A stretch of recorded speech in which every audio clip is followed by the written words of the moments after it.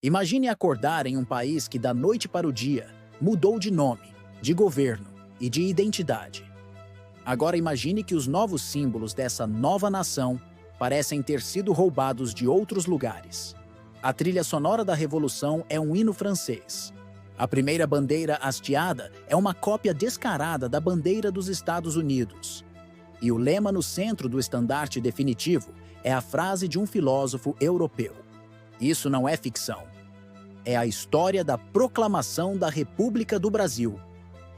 A queda do Império de Dom Pedro II não foi apenas um golpe militar, foi a tentativa de implantar um projeto de nação com um DNA profundamente estrangeiro. Para entender como o Brasil deixou de ser um império para se tornar uma república, precisamos decifrar esses símbolos, pois eles são o código secreto que revela quem foram os verdadeiros arquitetos do golpe, quais eram suas inspirações e por quê a revolução, que deveria ser do povo brasileiro, começou com uma cara, uma voz e uma filosofia que vinham de muito longe. A ideia de que a República nasceu da vontade popular é um dos maiores mitos da nossa história.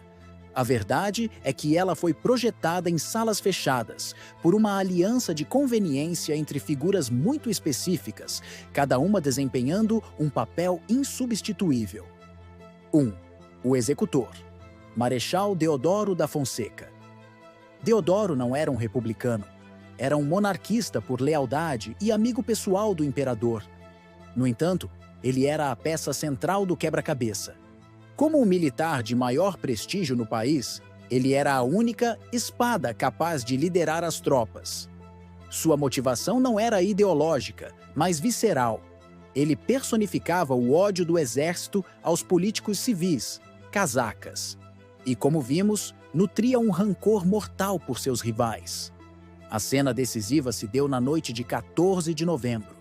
Deodoro estava em casa, acamado, sofrendo de uma crise crônica de dispneia, falta de ar. Foi nesse estado de vulnerabilidade que os conspiradores, liderados por Benjamin Constant, o encontraram. De pijama, fisicamente debilitado, o velho marechal foi bombardeado com argumentos. Não apenas lhe contaram a mentira fatal de que seu rival amoroso, Silveira Martins, seria nomeado primeiro-ministro, mas também apelaram à sua honra. Se ele não agisse, seria visto como um covarde e a dignidade do exército seria esmagada. Pressionado, doente e movido pelo ódio, um homem frágil tomou a decisão que mudaria o destino de um império. 2. O ideólogo. Benjamin Constant. Se Deodoro era a força, Benjamin Constant era a mente. Seu papel foi muito além de um simples conspirador. Ele foi o arquiteto de uma geração de rebeldes. A escola militar da Praia Vermelha, sob sua influência, tornou-se um verdadeiro laboratório de republicanismo. Em suas aulas de matemática, Constant sistematicamente demolia as bases da monarquia. Ele comparava a religião e o governo dos reis a estágios infantis da humanidade, apresentando a República positivista como o ápice da evolução, o estágio adulto e científico. Ele não formou apenas soldados, forjou soldados filósofos, uma vanguarda intelectual que se sentia destinada a salvar o Brasil de seu próprio atraso, mesmo que para isso precisasse destruir suas instituições. 3. O articulador, Quintino Bocaiúva. O golpe precisava de uma face civil e, crucialmente, de dinheiro. Quintino Bocaiúva, jornalista e líder do Partido Republicano, foi a ponte que uniu a fome de poder dos militares com a fome de dinheiro dos cafeicultores paulistas. A insatisfação dos barões do café não era apenas vingança pela abolição, era um projeto econômico.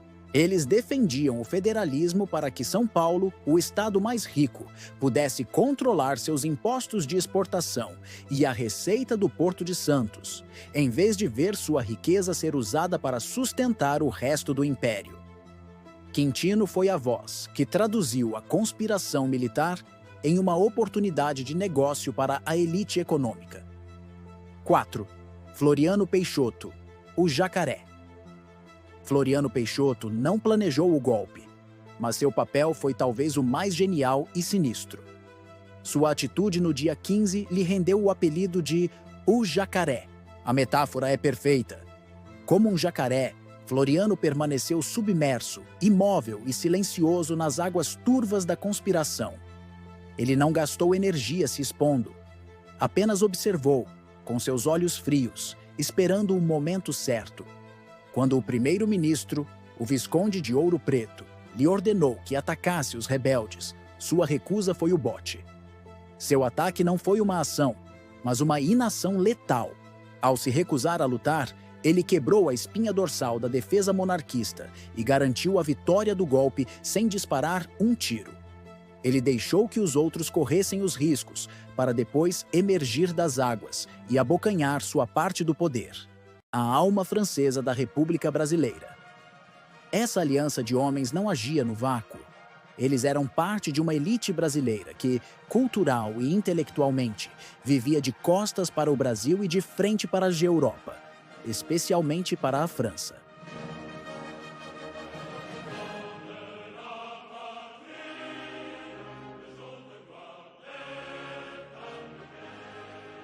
A Revolução Francesa de 1789 era o modelo supremo.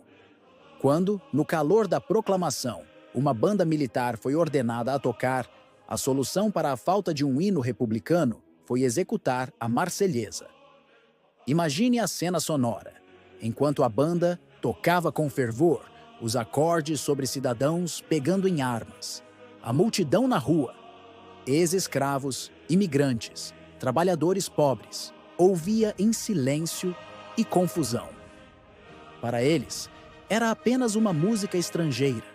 A trilha sonora da libertação não falava a língua do povo que supostamente estava sendo libertado.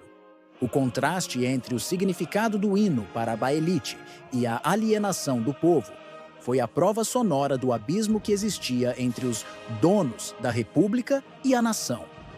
A influência francesa culminou no lema da bandeira, extraído do positivismo de Auguste Comte. O amor por princípio, a ordem por base, o progresso por fim. Ao abreviar para ordem e progresso, os positivistas inseriram um manifesto no coração do Brasil. A ideia de que o progresso só pode ser alcançado sobre a base da ordem tornou-se a justificativa filosófica para o autoritarismo. Esse DNA ideológico não foi apenas um detalhe histórico. Ele ecoou por mais de um século, sendo usado para legitimar a força do Estado Novo de Vargas e, mais tarde, a repressão da ditadura militar de 1964. A bandeira, portanto, carrega em si a semente de uma filosofia que muitas vezes justificou a supressão da liberdade em nome de um bem maior e tecnocrático. Os republicanos brasileiros não eram apenas fãs da Revolução Francesa. Ela era a fonte de inspiração fundamental, o grande modelo e o farol ideológico que guiava praticamente todo o movimento. A República no Brasil foi, em muitos aspectos, uma tentativa de importar e adaptar o espírito de 1789 para os trópicos. No entanto, é crucial entender que eles eram fãs seletivos. Amavam os ideais e os resultados, mas temiam profundamente o processo. Vamos detalhar essa admiração e suas contradições. Do que eles eram fãs? As inspirações diretas. 1. O fim da monarquia como símbolo de progresso. A Revolução Francesa foi o evento que provou ao mundo que uma grande e antiga monarquia europeia podia ser derrubada e substituída por uma república. Para os republicanos brasileiros, seguir esse caminho era sinônimo de modernidade, avanço e civilização. Manter a monarquia era visto como um atraso, uma herança gótica e arcaica em um continente, as Américas, que já era majoritariamente republicano. 2. Os ideais universais: liberdade, igualdade, fraternidade. Este lema era o evangelho do movimento republicano. Liberdade significava, acima de tudo, a liberdade do jugo da monarquia, do poder hereditário e do poder pessoal do imperador. Era a liberdade política. Igualdade era a igualdade jurídica, o fim dos privilégios de nobreza. títulos de barão, visconde, etc., e a ideia de que todos os cidadãos são iguais perante a lei. Fraternidade. Era o ideal de uma nação unida, não em torno de um monarca, mas em torno de um senso de pátria e cidadania compartilhada. 3. Os símbolos da Revolução. Os republicanos brasileiros importaram diretamente os símbolos franceses. O exemplo mais claro, como já mencionamos, foi a execução da Marselhesa no dia da proclamação da República. A Marselhesa não era apenas o hino da França, era o hino universal da luta contra a tirania monárquica. Tocá-la era um ato de alinhamento com a causa republicana global. 4. O laicismo, separação entre Igreja e Estado. A Revolução Francesa atacou duramente os privilégios da Igreja Católica, confiscando seus bens e subordinando o clero ao Estado.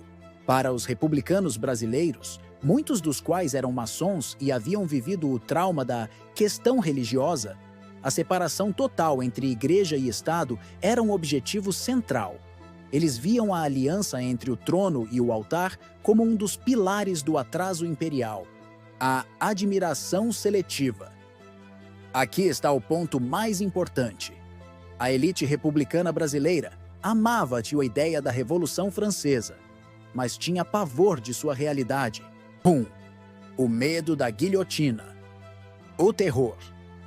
A fase mais radical da Revolução Francesa, liderada pelos jacobinos, foi marcada pelo período do terror, com execuções em massa, participação popular intensa e caos social. A elite brasileira, fazendeiros, intelectuais e militares, era profundamente conservadora em questões sociais e tinha pânico de uma revolução de baixo para cima. Eles não queriam o povo no poder. 2. O desprezo pela desordem. Popular. A ideia de uma multidão tomando as ruas, como na queda da Bastilha, era o pesadelo dos republicanos brasileiros. Eles queriam uma transição controlada, ordenada e liderada pela elite, sem a participação popular. A famosa frase de Aristides Lobo sobre o povo bestializado, assistindo à proclamação, resume perfeitamente essa visão.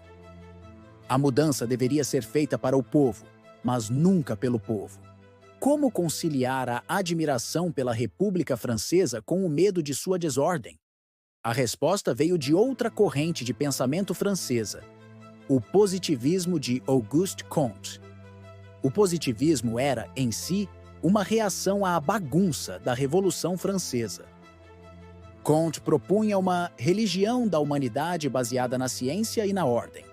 Para os positivistas brasileiros, como Benjamin Constant, a mente por trás do golpe, a república ideal não era a dos jacobinos, mas uma ditadura republicana, técnica e científica.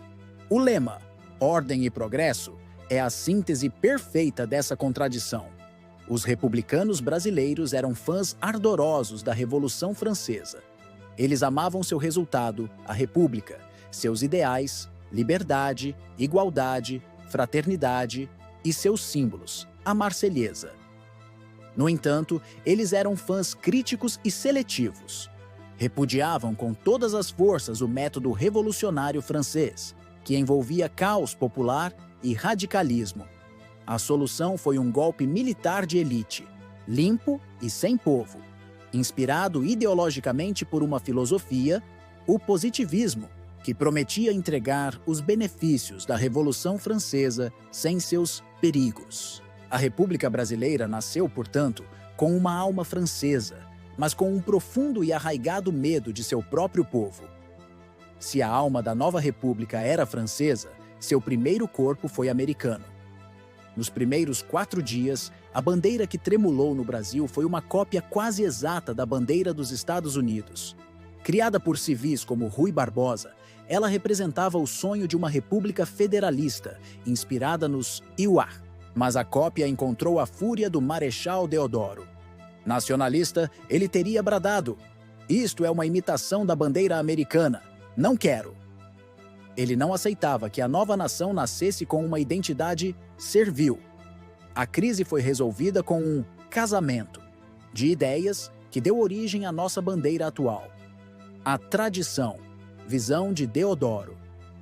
Manteve-se o fundo verde e o losango amarelo. O positivismo, visão de Benjamin Constant. Inseriu-se a esfera celeste e a faixa com o lema Ordem e Progresso. A bandeira brasileira é, portanto, o resultado da primeira grande briga política da República. Uma batalha entre um projeto federalista americano e um projeto centralizador de inspiração francesa. Ao desvendar os símbolos da proclamação da República, o que encontramos não é o retrato de uma nação unida, mas o de uma elite confusa. O golpe foi arquitetado por uma pequena aliança militar, intelectual e econômica. Seus líderes, fascinados pela Europa, importaram a trilha sonora da França, a filosofia do positivismo e, por um breve momento, até o design da bandeira dos Estados Unidos. A queda do Império não foi uma revolução popular, mas um projeto de modernização autoritária, executado por homens que acreditavam que o Brasil só poderia avançar seguindo um roteiro escrito em Paris. A República não nasceu falando português com sotaque brasileiro. Nasceu falando francês com sotaque positivista, sonhando em ser uma federação americana, mas liderada pela espada de um marechal doente e pela astúcia de um jacaré que só queria o poder. O 15 de novembro não foi o fim dos problemas do Brasil, foi o começo de sua longa e conturbada busca por si mesmo. A ideia de que a população brasileira ansiava pela República e foi às ruas para derrubar a monarquia é um dos maiores mitos da nossa história. A realidade foi o oposto. A famosa citação de Aristides Lobo. A melhor descrição do evento foi feita por um dos próprios republicanos, Aristides Lobo, que se tornou ministro do novo governo. Testemunhando a cena no Rio de Janeiro, ele escreveu a famosa frase: "O povo assistiu aquilo bestializado, atônito, surpreso, sem conhecer o que significava. Muitos acreditaram seriamente estar vendo uma parada militar." Essa citação é a prova definitiva. Não havia povo participando, apenas assistindo, sem entender o que estava acontecendo. Um golpe de elites.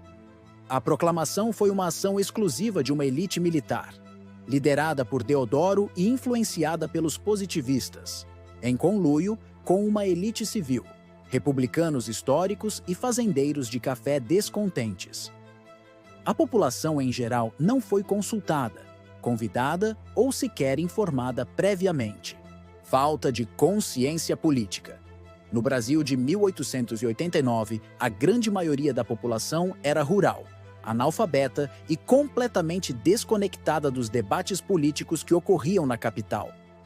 Para um agricultor do interior, a diferença entre um imperador e um presidente era uma abstração sem impacto em sua vida diária. A popularidade pessoal de Dom Pedro II é crucial distinguir o regime da pessoa. O regime imperial estava desgastado e havia perdido o apoio de suas elites. No entanto, o imperador Dom Pedro II ainda era uma figura amplamente respeitada e até querida por boa parte da população, visto como um avô da nação. Muitos não desejavam sua derrubada, mesmo que estivessem insatisfeitos com o governo. Se a população não era republicana, por que ninguém defendeu o império? A falta de resistência no dia 15 de novembro se deve a uma combinação de fatores. A passividade do imperador. Este é o fator mais importante. Dom Pedro II, já idoso, doente e desiludido com a política, especialmente após a morte de seus 2 filhos homens, se recusou a permitir uma guerra civil. Ao receber a notícia do golpe, ele teria dito a famosa frase: "Se assim é, será a minha aposentadoria. Trabalhei demais e estou cansado. Irei descansar." Ele proibiu qualquer reação violenta para defender seu trono, preferindo o exílio a ver brasileiros lutando contra brasileiros. Sua resignação foi a pá de cal na monarquia. Tentativa isolada e fracassada. O primeiro-ministro deposto, o Visconde de Ouro Preto, ainda tentou organizar uma resistência. Ele foi ao quartel-general do Exército e tentou reunir tropas leais, mas foi rapidamente preso. Ninguém o seguiu. A liderança militar já estava toda comprometida com o golpe. A falta de líderes monarquistas. Com o imperador resignado e o chefe de governo preso, não havia uma liderança clara para organizar uma reação monarquista naquele momento. A saída silenciosa. A família imperial foi obrigada a deixar o Brasil na madrugada do dia 17 de novembro, em um embarque rápido e discreto. Isso evitou qualquer comoção popular ou tentativa de manifestação em seu favor. A ausência de resistência imediata não significa que a República foi aceita pacificamente por todos. A resistência veio depois, e de forma violenta, em reação ao caráter autoritário do novo regime. 1. A Segunda Revolta da Armada, 1893-1894. Foi a mais importante manifestação armada com forte componente monarquista. Liderada por almirantes como Saldanha da Gama, que defendia abertamente a restauração da monarquia, a Marinha se rebelou contra o presidente Floriano Peixoto. A revolta foi esmagada e a repressão foi brutal. 2. A Revolução Federalista, 1893-1895. Embora fosse um movimento com outras pautas, atraiu muitos monarquistas descontentes e lutou contra o governo republicano de Floriano. 3. A Guerra de Canudos, 1896-1897. Embora seja um movimento social e religioso complexo, Canudos foi visto pela República como uma ameaça monarquista. Os seguidores de Antônio Conselheiro rejeitavam as leis republicanas, como o casamento civil, e se referiam ao tempo do bom imperador. O novo regime, paranoico com qualquer sombra de monarquia, massacrou o arraial. A proclamação da República foi um evento paradoxal. Foi um golpe de Estado sem povo, mas também uma queda de império sem luta. A população não participou de sua criação, e os defensores da monarquia não tiveram chance ou liderança para resistir no momento crucial. A resistência que veio depois foi esmagada com violência, consolidando um regime que nasceu sem o apoio popular, mas que se impôs pela força das armas. A Guarda Negra é o exemplo mais comovente e trágico da resistência popular à República e da lealdade de uma parcela da população à monarquia. A existência da Guarda Negra destroça o mito de que não houve nenhuma resistência ao golpe de 1889 e mostra que, para um grupo específico, os negros recém-libertos, a monarquia, e especialmente a princesa Isabel, representava-se a esperança e a liberdade, enquanto a República nascia como uma ameaça. Vamos detalhar a história dessa Guarda Pretoriana da princesa Isabel. O que foi a Guarda Negra? A Guarda Negra, oficialmente chamada de Guarda Negra da Redentora, foi uma organização paramilitar composta majoritariamente por homens negros, ex-escravizados, capoeiristas, trabalhadores portuários e estivadores, que surgiu no Rio de Janeiro por volta de 1888, logo após a assinatura da Lei Áurea. Seu objetivo era claro e direto: proteger a princesa Isabel e a monarquia contra o crescente movimento republicano. Para entender a Guarda Negra, é preciso se colocar no lugar da população negra em 1888. 1. A devoção à princesa Isabel. A Lei Áurea foi assinada pela princesa Isabel. Para os milhões de negros que ganharam a liberdade, ela não era apenas uma figura política, era a Redentora, uma santa, uma salvadora. A lealdade deles não era abstrata ao império, mas uma devoção pessoal e quase religiosa à princesa que lhes deu a liberdade. 2. A República dos Fazendeiros Escravocratas. Quem eram os principais defensores da República naquele momento? Eram os fazendeiros de café, furiosos com a abolição, e que se tornaram republicanos de última hora, por vingança. Para os negros, a República nascia com a cara de seus antigos senhores. Havia um medo real e justificado de que um governo republicano, dominado por essa elite agrária, pudesse reverter os ganhos da abolição ou impor novas formas de opressão. 3. Ameaças e comícios republicanos. Os republicanos realizavam comícios e manifestações cada vez mais agressivas contra a monarquia. A Guarda Negra surgiu como uma força de reação para proteger a família imperial e para confrontar fisicamente os republicanos nas ruas. A atuação da Guarda Negra liderada por figuras como José do Patrocínio, um importante jornalista e abolicionista, e Guilherme de Assunção, a Guarda Negra atuou de forma enérgica entre 1888 e 1889. Eles eram famosos por sua habilidade em brigas e na capoeira. Seu método era invadir e dissolver comícios republicanos na base da força.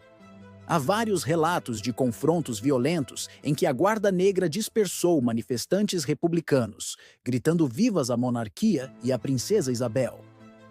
Eles agiam como uma guarda pessoal informal da família imperial, especialmente da princesa Isabel, garantindo sua segurança em aparições públicas. Ataque a jornais republicanos.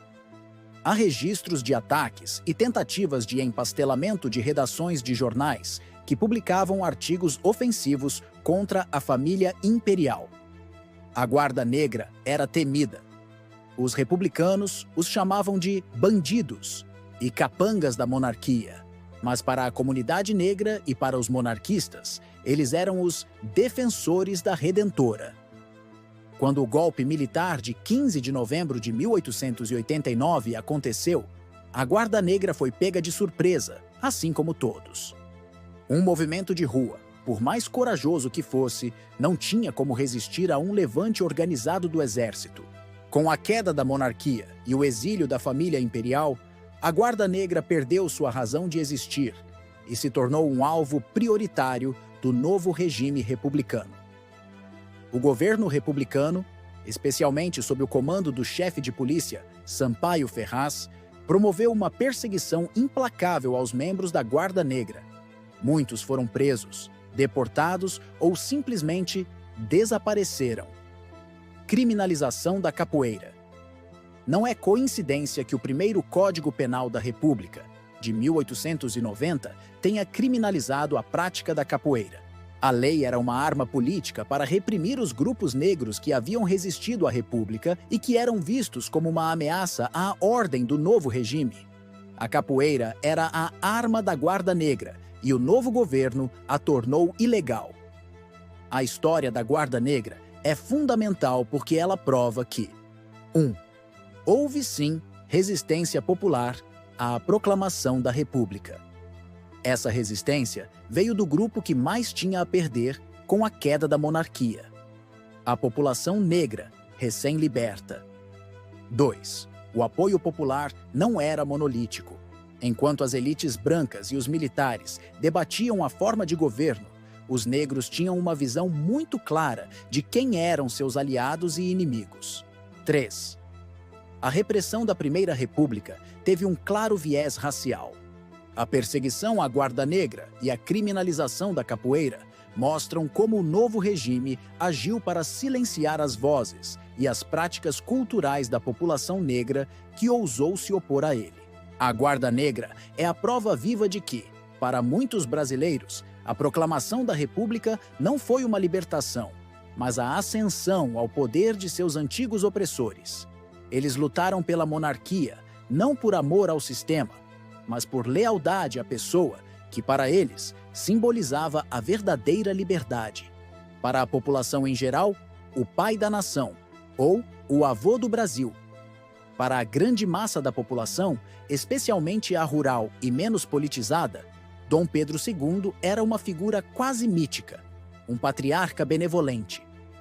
Símbolo de estabilidade, ele reinou por quase 50 anos, 1840-1889.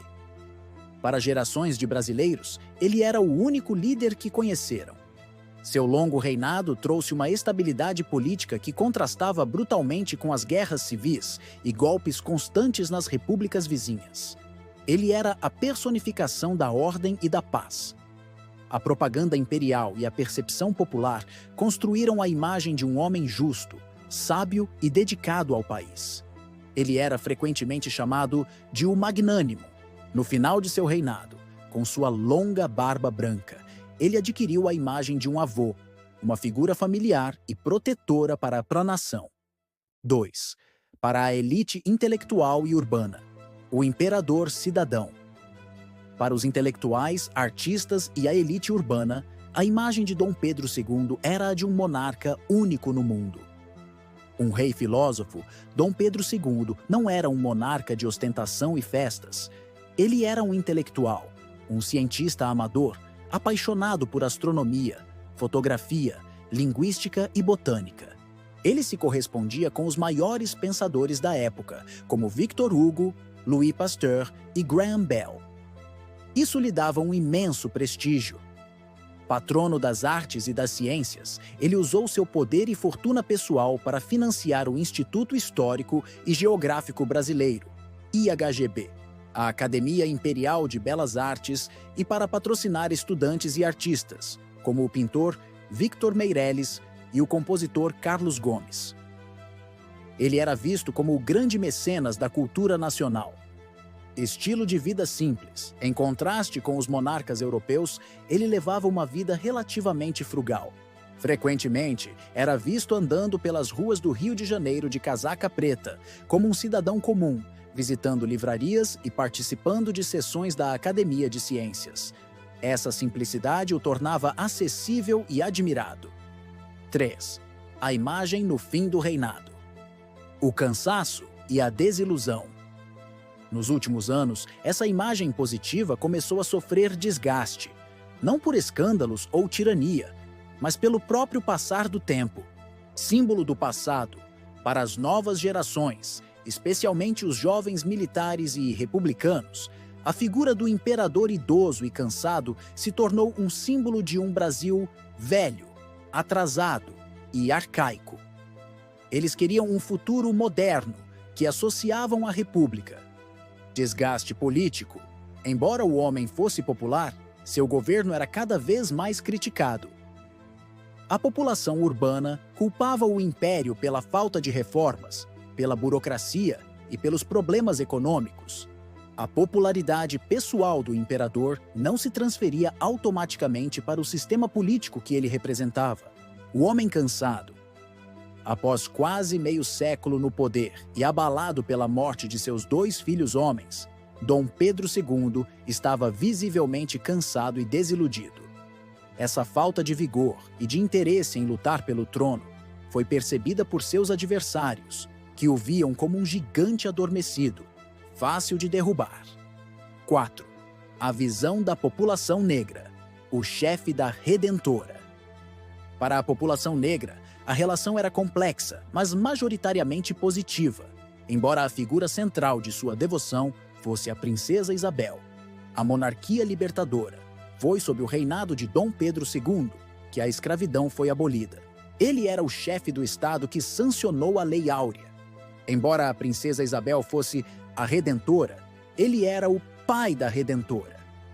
A monarquia como um todo era vista como a força que lhes garantiu a liberdade. A resistência da Guarda Negra. A existência da Guarda Negra, um grupo de negros que se organizou para defender a monarquia contra os republicanos, é a maior prova dessa lealdade. Eles não lutavam pelo sistema imperial, mas pela família que os libertou. Dom Pedro II era, sem dúvida, um dos líderes mais populares da história do Brasil.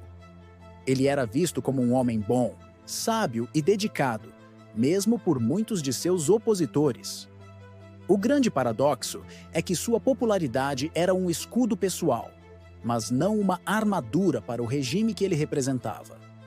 Quando as elites, militares, fazendeiros, igreja, retiraram seu apoio ao sistema imperial, a popularidade pessoal do monarca se tornou irrelevante. Sua recusa em permitir uma guerra civil para se defender apenas reforçou sua imagem de homem magnânimo, que colocava o bem-estar do povo brasileiro acima de seu próprio trono. Ele caiu do poder, mas talvez nunca tenha caído do coração de muitos dos brasileiros de seu tempo. Ao desvendar os símbolos e as intrigas da proclamação da República, o que encontramos não é o retrato de uma nação unida, mas o de uma elite confusa. O golpe foi arquitetado por uma pequena aliança militar, intelectual e econômica. Seus líderes, fascinados pela Europa, importaram a trilha sonora da França, a filosofia do positivismo e, por um breve momento, até o design da bandeira dos Estados Unidos. A queda do Império não foi uma revolução popular, mas um projeto de modernização autoritária, executado por homens que acreditavam que o Brasil só poderia avançar seguindo um roteiro escrito em Paris. A República não nasceu falando português com sotaque brasileiro. Nasceu falando francês com sotaque positivista, sonhando em ser uma federação americana, mas liderada pela espada de um marechal doente e pela astúcia de um jacaré. O 15 de novembro não foi o fim dos problemas do Brasil, foi o começo de sua longa e conturbada busca por si mesmo. Essa história complexa, cheia de intrigas pessoais, disputas ideológicas e símbolos importados, muda a sua visão sobre a proclamação da República?